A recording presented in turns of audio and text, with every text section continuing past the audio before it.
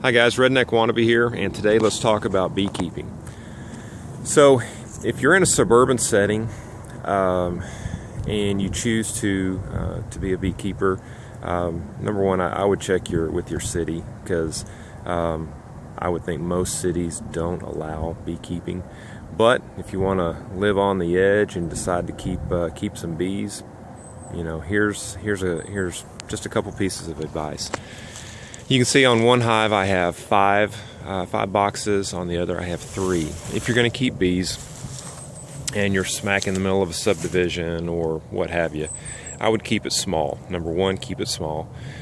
Max 3 boxes. The second thing is I would put it at the furthest point of your yard, away from as many people as possible, and keep the entrance faced towards the fence. So, you know, have a couple feet between the fence and the entrance, because what happens is if the bees have just the ability to fly straight to the entrance, they'll fly, you know, about chest level, somewhere right in there, and whenever they do that, they're more susceptible to being a nuisance to people. Whereas if you turn the entrance towards the fence, then they're going to have to fly above the fence, and so they're going to be flying maybe about the fence line, so they're less susceptible to getting in people's ways. So there you go. It's a fun activity. It's a time. I mean, you put a lot of time into beekeeping, because you know you've got to check for, you know, how's the health of the queen, hive beetles, you know, you name all kinds of little critters. And so just these 2 hives, if I check it, you know, it's going to take me minimum 30 minutes, so 30 minutes to an hour. So a good beekeeper will check his hives, you know, if not weekly, every other week, and at the least once a month. So what I did was, when I first started, I started because I wanted more pollination in my garden, and so I bought 2 hives from an apiary, and then I just put the word out to people that, hey, I'm beekeeping. And man, people just started coming out of the woodworks. They would call me and say, hey, I've got a swarm of bees, and they would just be panicked that they've got bees in their tree or their yard or whatever, and so they would want me to come get the bees. And you know, some cases I did it for free, some cases I would charge, you know, $100. And so I got the bees, and they paid me to take them. So, but what happens is when a colony gets too big, what they'll do is they'll create a new queen, and then when that queen hatches, she will take half of the colony, and they'll go find another place to call home, and that's how they self-propagate.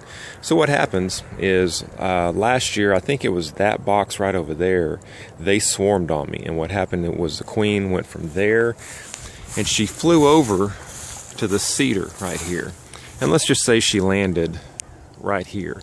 So what happens is the queen will land right there, and then the workers and the drones will surround her. So you'll have a big ball of bees. I mean, it could be this big, or it could be as big as a soccer ball.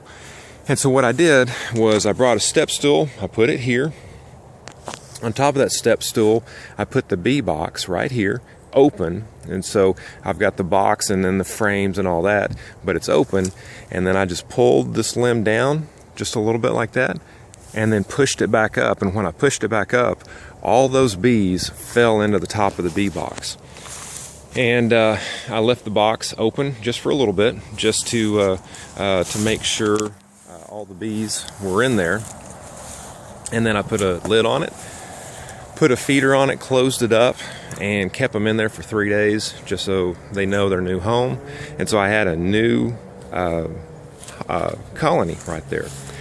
So one time I had 9 different hives here, and but over the space of 18 to 24 months, I've just, you know, honestly, I've been a neglectful, however you say it, beekeeper. So the way I look at it is, you know, they're God's creatures. God can take care of them better than I can. And also, my main motivation was there's more bang for my buck in my garden or what have you than spending, 2 hours or more taking care of 9 hives a week. So I just, once a year I'll come out and I'll harvest honey. So last year I had 3 hives that I harvested from, and I got about 2.5 gallons of honey out of there. And so we're down to our last quart. So we go through a lot of honey.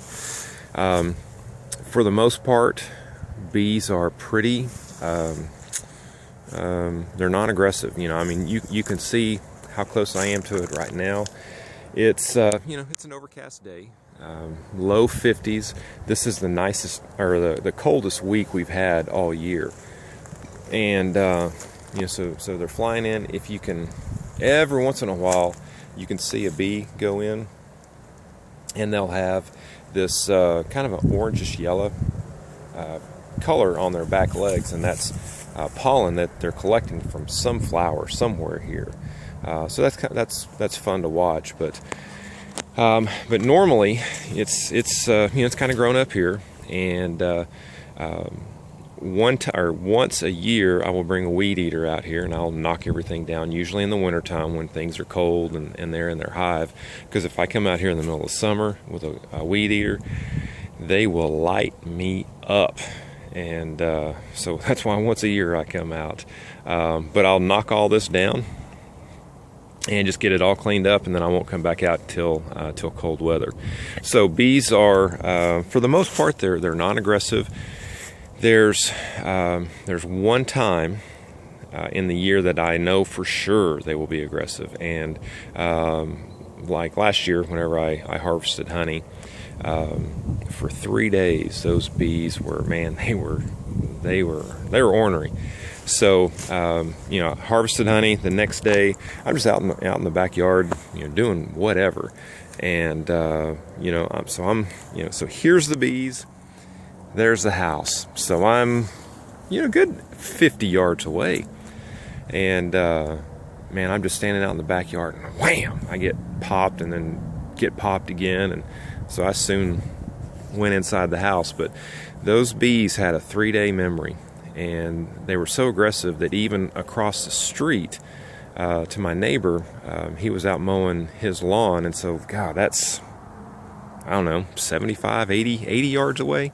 They were going over to him and just popping him. So the bees had about a 3-day memory. So that's the only time that I've seen where they really get aggressive, is once you start opening the hive and you start messing with them, especially taking honey, then man, those things get angry. So I think I've just about covered it. Bees are a great hobby.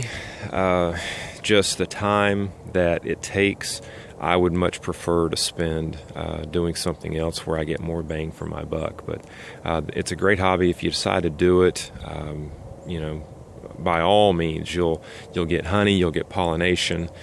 They're great. So I hope this helps, and thanks for watching. Y'all take care.